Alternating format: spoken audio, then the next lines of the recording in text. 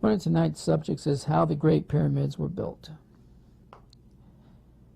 If I have a chance, I'll get into another subject, if I have time, concerning this particular series, was Joseph Imhotep. Now, there's been a lot of speculations and theories over the years. Who built the Great Pyramid? How it was built?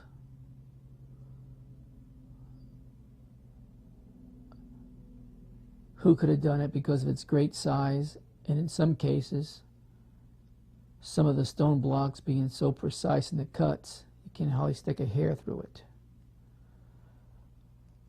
Now, as I said before, not all stones in the Great Pyramid are cut with that kind of precision. Some are, and some aren't. Nevertheless, you can't rule it out. You can't rule out the thought of how in the world they were to accomplish such a feat with such precision, at best using copper chisels or tools.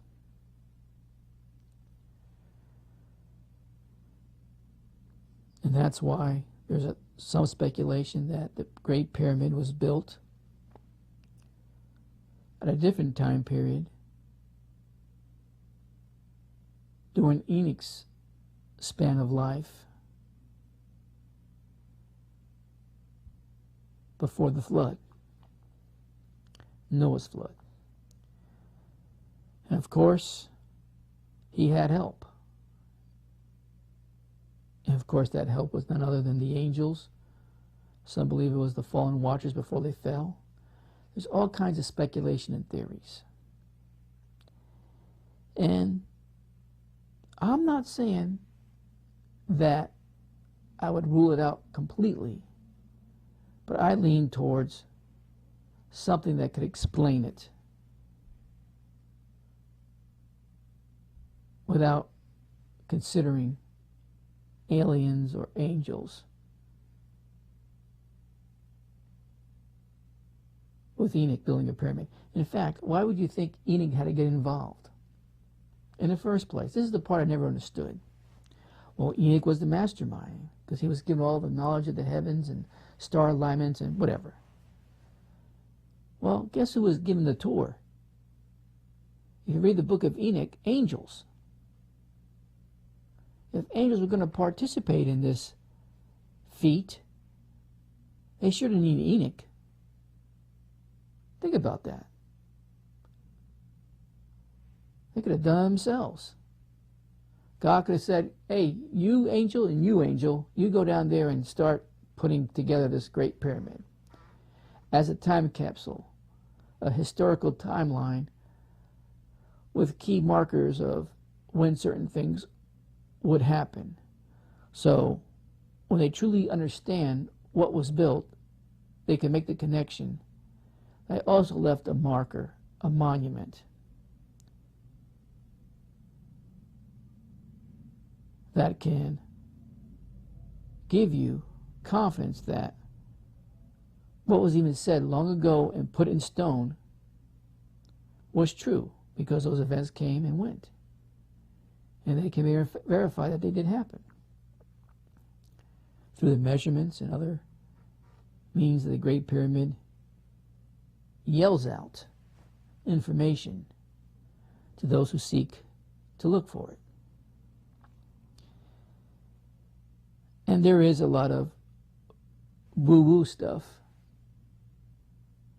science fiction theories running around concerning the Great Pyramid, including many that study and making mistakes of putting a certain timelines when Jesus would come back or the end of the world would happen. Some of those dates, by the way, have come and gone. It didn't happen that way.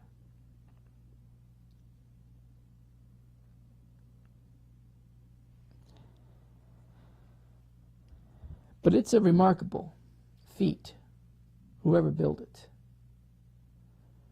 This one thing we do know, it had to have someone that truly understood astronomy, mathematics, physics, someone that had access to a large band of people that he could put to work,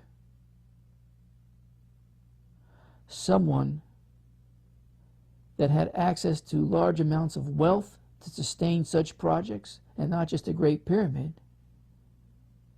Many other projects are going on at the same time. And the only one in history, if a human being used by God to build this Great Pyramid that had that kind of resources, was none other than Joseph himself, Imhotep. He had the power. He was second only to Pharaoh in all of Egypt, both lower and upper. The wealth, we already covered this. He controlled everything. And he gave it to Pharaoh. Pharaoh was the wealthiest nation. Egypt was the wealthiest nation worldwide in the then known world. No one even came close to its wealth. And wealth was pouring in from other countries seeking food during those 7 years of famine. Manpower. Joseph had not hundreds of thousands, millions at his disposal. All the qualifications of pulling this off was there, and it was there when Joseph was alive. Not before and not after. In Joseph's lifespans, because he lived 110 years, he saw pharaohs come and go.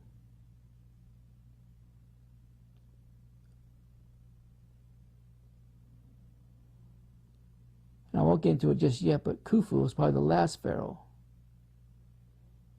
he had any association with.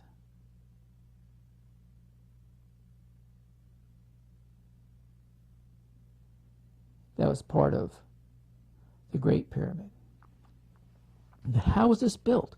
How could up to 70 tons of stone blocks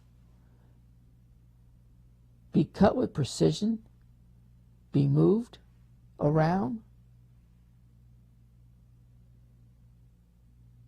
Of course, you'll see pictures of a bunch of slaves dragging ropes around these, circling ropes around these blocks and dragging them along. Dozens and dozens and dozens of slaves pulling on these blocks from a causeway that was built from the Nile leading up to the Great Pyramid. You'll see them use rollers. You'll see them use levers. You'll see all kinds of theories out there. I really had a hard time buying into any of those theories. Now, maybe for 10 to 20 to 30 ton rocks, but 70 ton rocks? And traversing up a Great Pyramid? How could it be done? Did they have some super knowledge of levitation that they could pick up things and move them? That's back to the science fiction stuff again. Never rule anything out. But I like to stick with facts. I like to stick with the known things that we can explain things. That doesn't diminish God's word. It just proves that there's been individuals in this history of this world that had connection with God that were superior because of their faith and trust in Him. They were able to accomplish certain things that are mind-blowing. And Joseph has to be one of those people.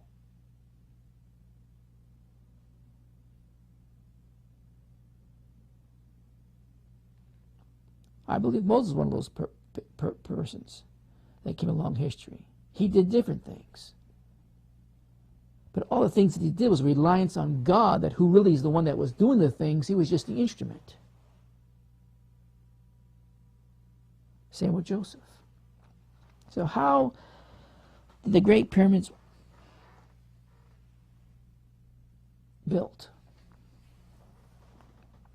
me just give you one possible way, which I kind of lean towards a very obvious solution to a problem once understood how it can be pulled off, such as precise cuts and the weight of the stones.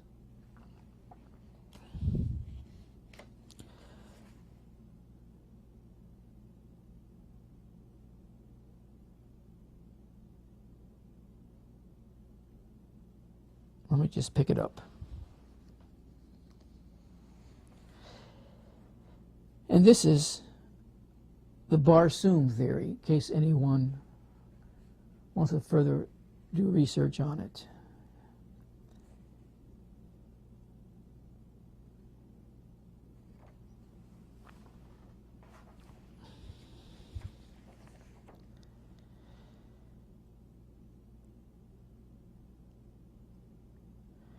Barsoom was an Egyptian-born individual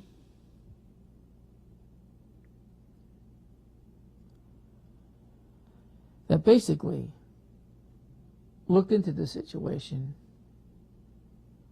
and with others dug in to try to give some understanding to these questions that I've been bringing to you this evening, and wondering how for many years these Egyptians were able to accomplish such a feat. The widely accepted theory that the pyramids were crafted out of carved out giant limestone blocks that workers carried up ramps had not only been embraced by everyone, and I'm just picking and choosing here what I'm reading, but as important, had quite a number of holes. I'm not going to get into all the holes. Now, another name that you should become familiar with is Joseph Develowitz.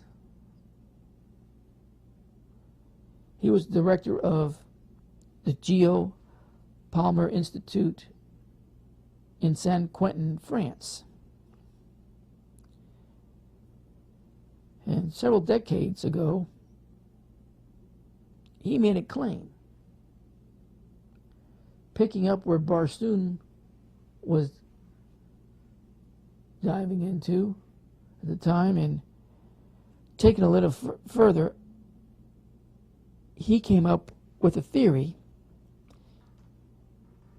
that the stones of the pyramid,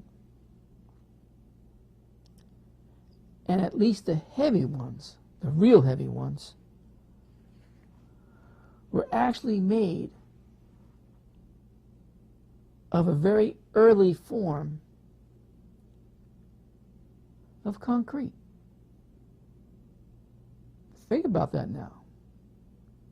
An early form of concrete using a mixture of limestone, clay, lime, and water. Limestone, clay, lime, and water to form a substance of usable concrete way before its time. I mean, way before its time.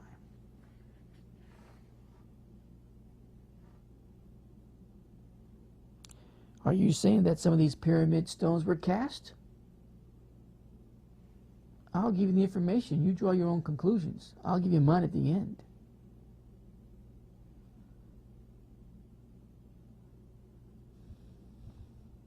Now,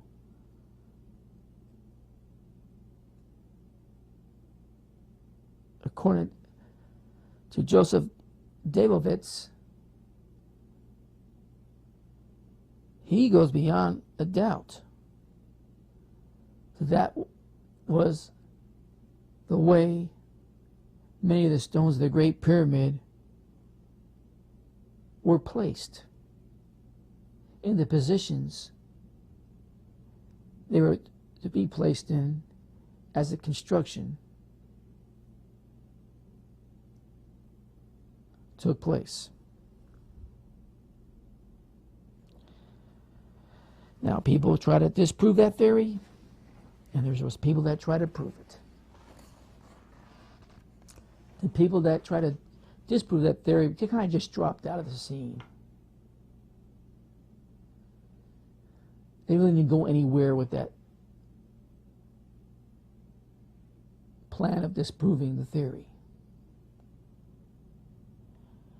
But there was graduate students that really undertook the project to try to either prove or disprove the theory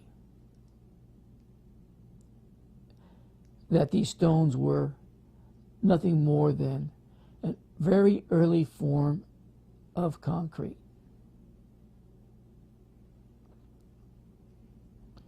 They spent a year and a half extensive scanning with electron microscope and other observations and testing their theory out.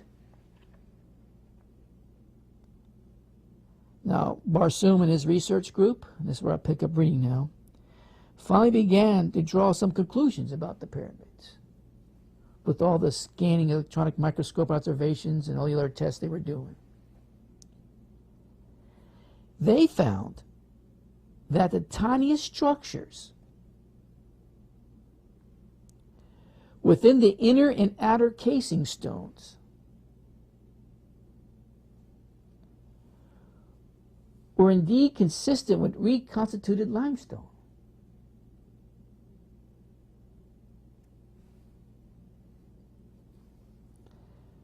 The cement binding the limestones aggregated was either silicon dioxide, which is the building blocks of quartz, or a calcium and magnesium-rich silicate mineral. The stones had a high water content, which was unusual for a normally dry area. And of course, the natural limestone found in the Giza Plateau and the cementing phases in both the inner and outer casing stones were amorphous. In other words, their atoms were not arranged in a regular and periodic array.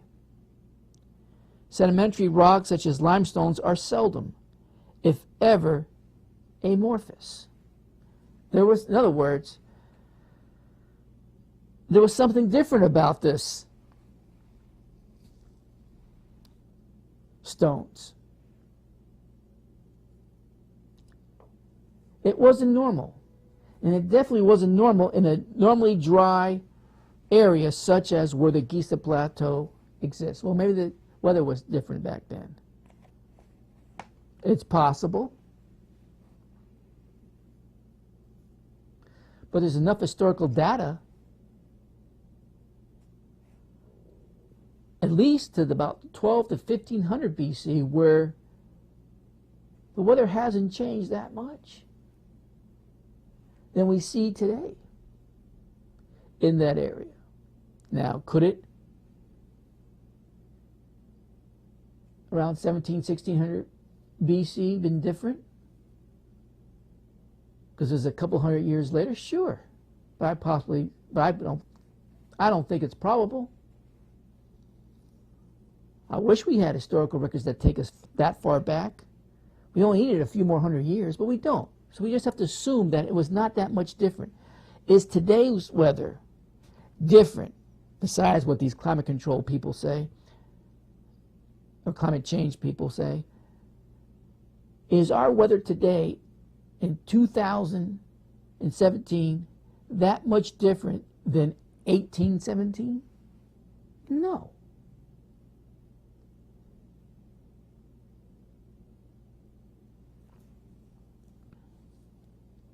Something was different. The sample chemistries the researchers found do not exist anywhere in nature. Wait a minute. What it's saying, really, these stones had to be manufactured because they're not found in nature. So, the theory is, how it was built is that they found a quarry somewhere and they just chiseled away a block of stone and they drug it to the Great Pyramid, and once it got near the Great Pyramid, they start chiseling it some more to make it the rectangle, whatever shape they wanted it to be, and the certain measures they wanted it to be. Only one problem.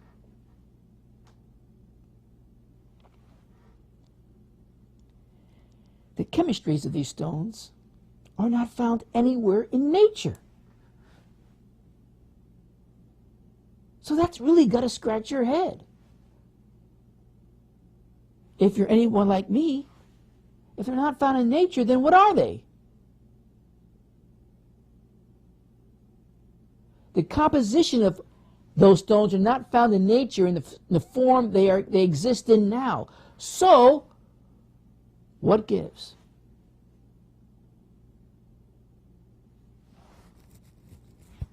Therefore, Barsoom said, it's very improbable the outer and inner casing stones that we examine were chiseled from a natural limestone block.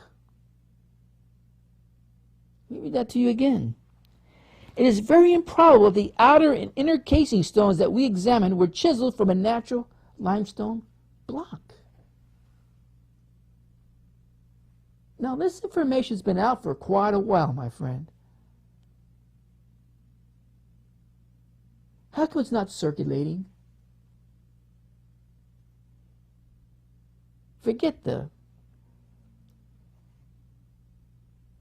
pyramidologists and people that believe there's a religious aspect to the Great Pyramid. How about in the scientific world? And the Egyptologists? How come they're not letting us know this information? That something is different about this.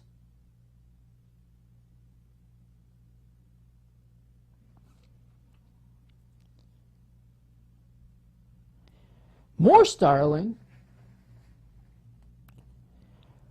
Barsoom and another of his graduate students, Aaron Sekulich, recently discovered the presence of silicon dioxide, nanoscale spheres with diameters only billions of meters across in one of the samples. Why is that important? Because this discovery further confirms that these blocks are not natural limestone. In other words, you're not finding these in a quarry somewhere. Let me read that to you again. More startling, Barsoom and another of his graduate students, Aaron Sekulich, recently discovered the presence of silicon dioxide nanoscale spheres with diameters only billions of meters across in one of the samples. This discovery further confirms that these blocks are not natural limestones. Just when you thought you knew everything about the Great Pyramid. That's why I don't get along that very well with people that have a know-it-all attitude. There is not a topic or subject that I've ever came across that I could say that I know everything about it. If I did believe in evolution, it's the evolution of knowledge.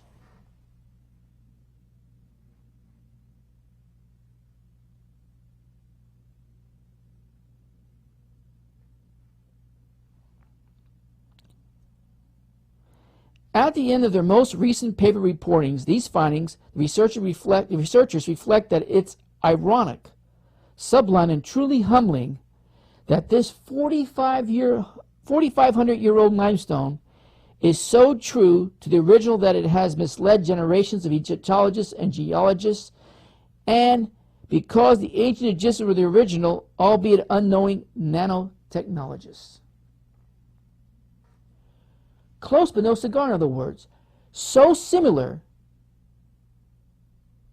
that it fooled everyone until a further examination, an extensive further examination. And of course it took these modern days, because of the equipment and the technology that we have, to either prove or disprove what I just read to you and what I just told you has only been available for a very short amount of time. But now we know, and it's still kept a secret.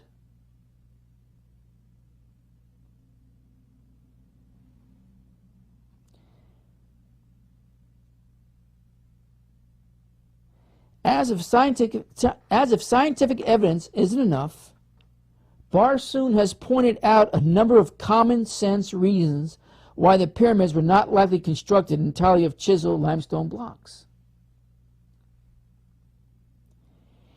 Egyptologists are consistently confronted by unanswered questions.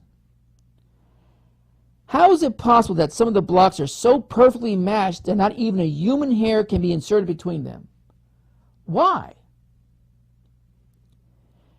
Despite the existence of millions of tons of stone, carved presumably with copper chisels, has not one copper chisel ever been found in the Giza Plateau. Talk about a great cleanup crew. In fact, the cleanup crew of all time. You ever been to a construction site? You ever moved into a new project? You're going to find some remnant of whatever, tool, rags, supplies, whatever material left behind. I've moved into several new complexes over my lifetime. Homes, apartment buildings, so forth. Not once has there been any evidence to my satisfaction that the cleanup crew picked up everything that was left behind.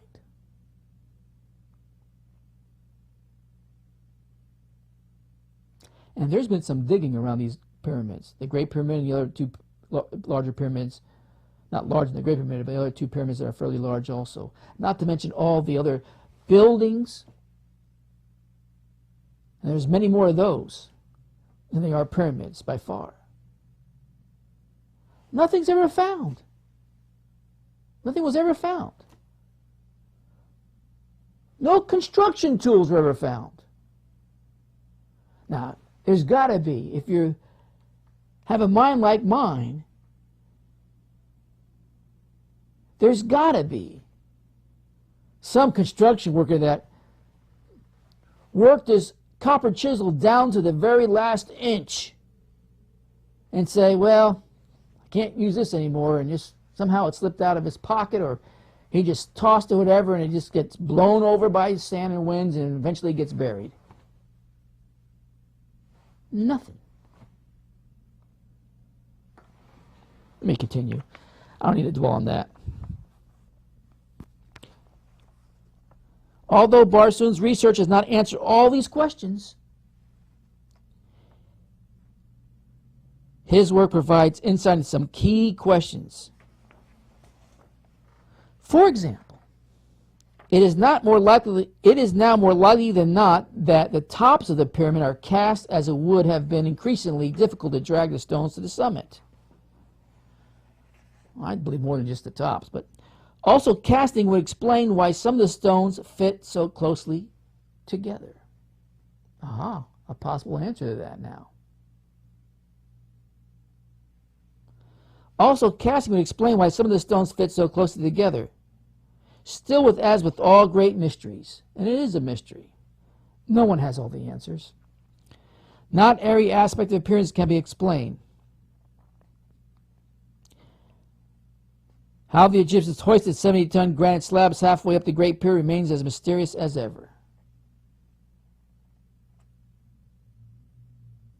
If that's what they did. Why do results of Barsoon's research matter most today? 2 words. Earth cements. How energy intensive and or complicated can a 45-year-old technology really be? 45-year-old technology really be? The answer to both questions is not very. Barsoon explains the basic raw materials used for this early form of concrete, Limestone, lined and diatomaceous earth can be found virtually anywhere in the world.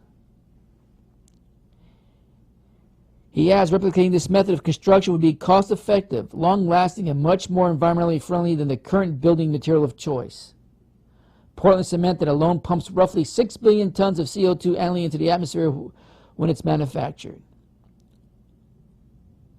Ironically, Barsoon said this study of 4,500-year-old rocks is not about the past, but about the future. Now, am I saying with 100% certainty that this is the way some of these stones were placed on the Great Pyramid? No, I don't think anyone can, with 100% certainty, tell you any of their theories is 100% correct. We won't know for sure. But it's a plausible theory, and it's not even a theory any longer because there's something unique about these stones that are different than something that you would quarry out of a limestone quarry somewhere in Egypt. Something were different about these stones.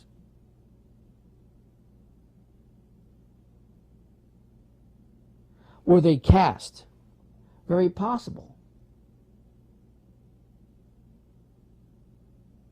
Very possible. Making those precise, what it looks like cuts, really not cuts, but stones that were cast side by side each other so tightly that you couldn't even put a hair through it. See, you really don't need aliens from outer space. You don't even need angels. You just need someone that's God-driven, inspired by the Lord, God inserting into his brain the knowledge that's necessary to pull off such feats. It's as simple as that. You need someone that had the knowledge of the story that's up in the skies and the placements of certain stars and constellations that are markers, that are key to understanding the beginning and the end of present time that you can find in the Great Pyramid. Except,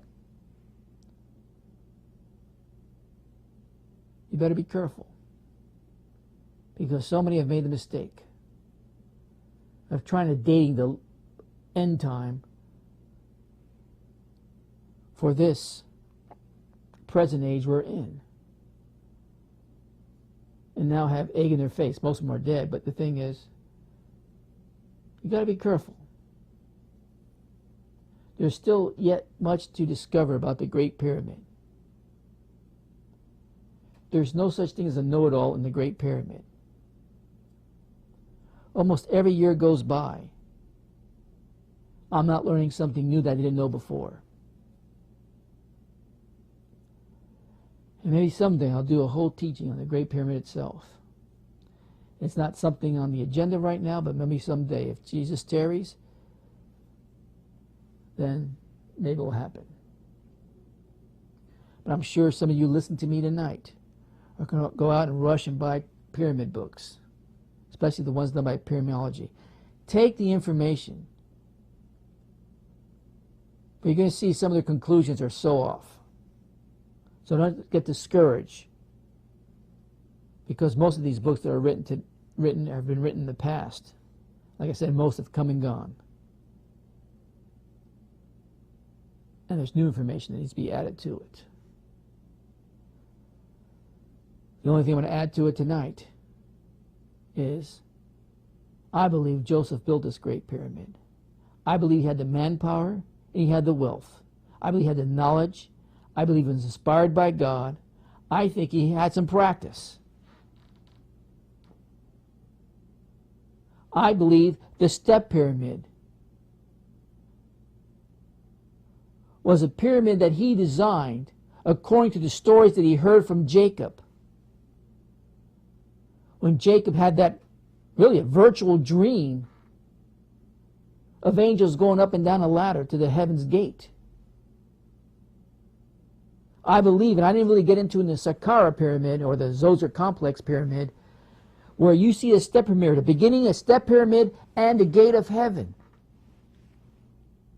where the throne of God would be, where the angels would traverse back and forth up and down those steps. That was just a physical monument to that scene that Jacob saw. And like I said, there's a lot I'm not putting into the series because I don't have the time. I thought it was going to be done in 3 or 4 months. It's now more than 6 months later. There's a lot of details left out. But don't rule out Joseph. He was the mastermind. He saw pharaohs come and go. And the last pharaoh probably in his existence was Khufu or Cheops. And I'll have more to say about that in the future. Tonight I just want to bring to you a possible, a very plausible solution to a question that many people have brought up theories and try to convince us it was built this way, it was built that way, and maybe those ways were incorporated into some of the building process. But now we have an explanation about something that's so different and so unique, so ahead of its time, that answers some of the questions, especially when you get to the heavier stones and the precision of those stones and how they were placed. Now, that's enough for this evening. I want to hear from you. I think this stuff is fascinating.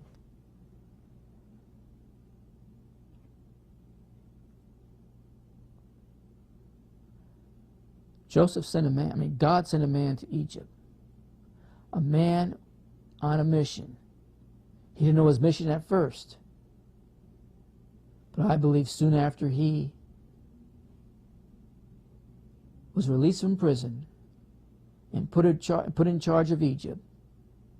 Now we know, for the sake of the Israelites, Jacob, not the Israelites, but Jacob and his family, and then eventually the Israelites to survive, and then eventually, as God promised, make an exit out of Egypt. But while we're there, and while Joseph was alive, they were taken care of. And let me tell you, it's not far-stretched to believe that even his brothers were part of the projects. But anyway, that's another story for another time, possibly, but do I believe Joseph built a great pyramid? Absolutely. I think there's more evidence for him doing it than anyone else that's been brought up. Do I believe he possibly could have some help from another great sage? Possibly. Are you interested? Well, if you are, I want to hear from you. Play a song.